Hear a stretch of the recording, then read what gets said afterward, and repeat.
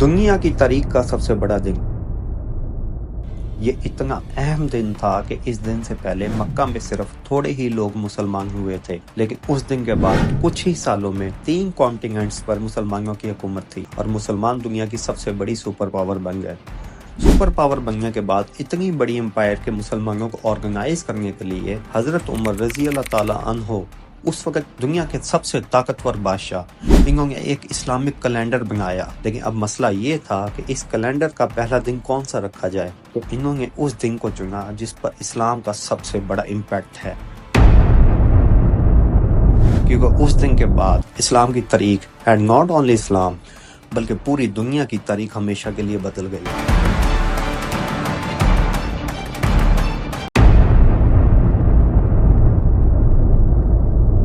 यही आज हम अगर में डिस्कस करेंगे। मेरा नाम है मुबशर जमील,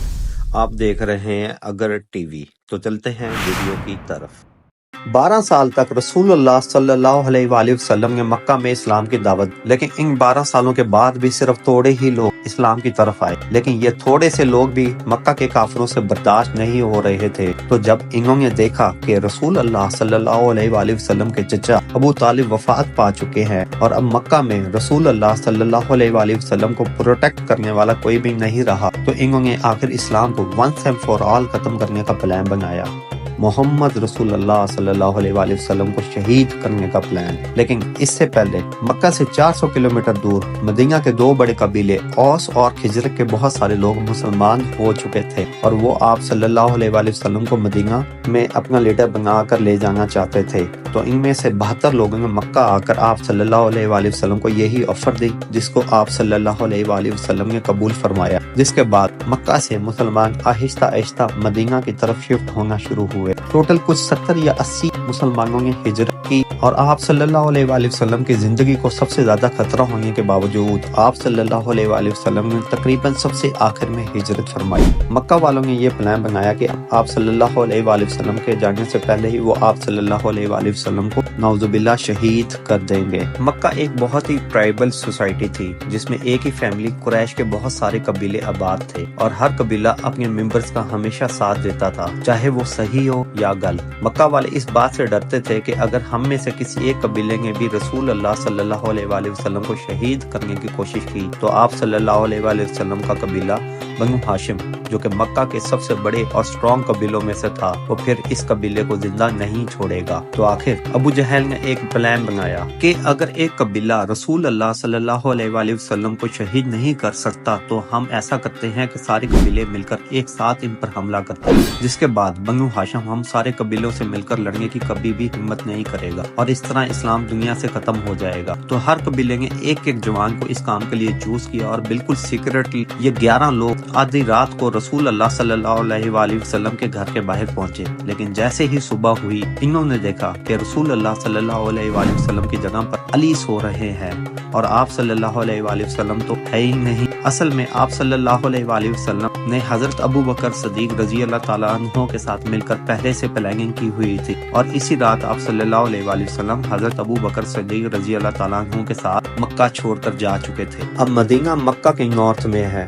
तो आप सल्लल्लाहु अलैहि वसल्लम को इस रास्ते से जाना चाहिए था, लेकिन आप सल्लल्लाहु अलैहि वसल्लम मदीना की तरफ नहीं बल्कि साउथ में मदीना से बिल्कुल ऑपोजिट यमन की तरफ रवाना हुए और मक्का से 5 किलोमीटर दूर एक केव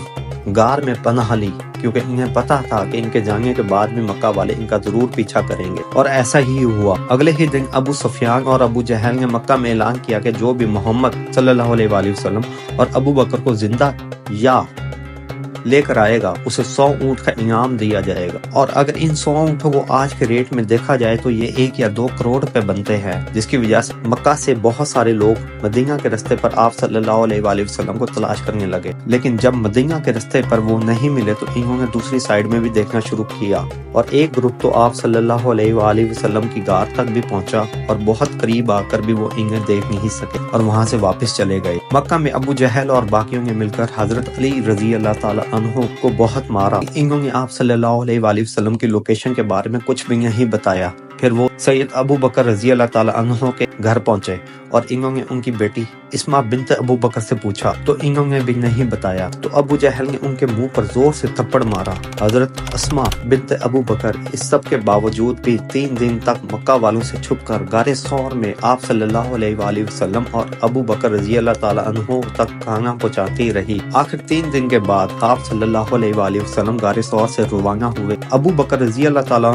عنہ نے پہلے ہی سے ایک آدمی سے ڈیل کر رکھی تھی اور اسے اپنے 2 بیسٹ اونٹ بھی دیے تھے کہ 3 دن کے بعد ہم سے آ کر اس غار میں ملنا اور اپنے ساتھ یہ 2 اونٹ بھی لانا۔ اب اس آدمی کو چوز کرنا بہت ہی مشکل کام تھا، کیونکہ اگر یہ بھی 2 کروڑ انعام کی لالچ میں آ کر آپ صلی اللہ علیہ وآلہ وسلم کو دھوکہ دے دیتا تو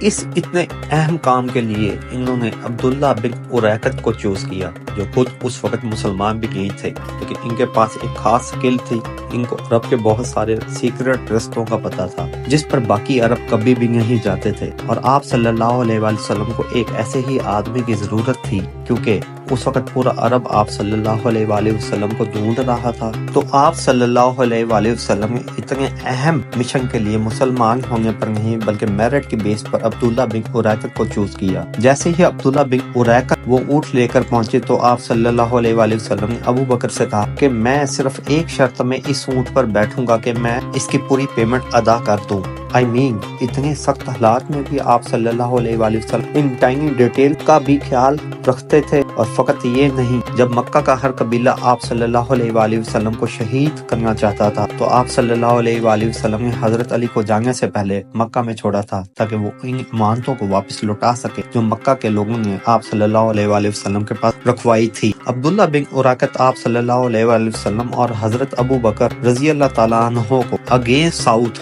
مدینہ سے بالکل اپوزٹ یمن کی طرف لے کر گئے، اور جب مکہ سے بہت دور چلا گیا تو انہیں واپس مدینہ کی طرف موڑا اور آپ صلی اللہ علیہ وآلہ وسلم کو سمندر کے بالکل قریب سے بالکل سیکریٹ رستوں پر مدینہ کی طرف روانہ کیا۔ مدینہ پہنچنے سے پہلے آپ صلی اللہ علیہ وآلہ وسلم نے قباء میں کچھ دن قیام کیا اور آخر کچھ دنوں بعد مدینہ کی طرف روانہ ہوئے، اور اس دن مدینہ والوں نے آپ صلی اللہ علیہ وآلہ وسلم کا ایسا استقبال کیا جسے آج تک دنیا یاد رکھتی ہے۔ آپ صلی اللہ علیہ وآلہ وسلم مکہ سے بالکل سیکریٹلی نکلے تھے، لیکن جیسے ہی وہ مدینہ کے قریب پہنچے مدینہ والوں نے ان کا استقبال بالکل ایک بادشاہ اور لیڈر کی طرح کیا۔ مدینہ میں ہر ایک کی خواہش تھی کہ آپ صلی اللہ علیہ وآلہ وسلم ان کے گھر میں رہیں، لیکن آپ صلی اللہ علیہ وآلہ وسلم نے یہ فیصلہ اپنی اونٹ کو کرنے دیا کہ جہاں بھی آپ صلی اللہ علیہ وآلہ وسلم کا اونٹ بیٹھے گا وہیں آپ صلی اللہ علیہ وآلہ وسلم رہیں۔ اس طرح مدینہ میں کسی کا بھی دل نہیں دکھا۔ اسی کے پاس مسجد نبوی بھی بنائی گئی۔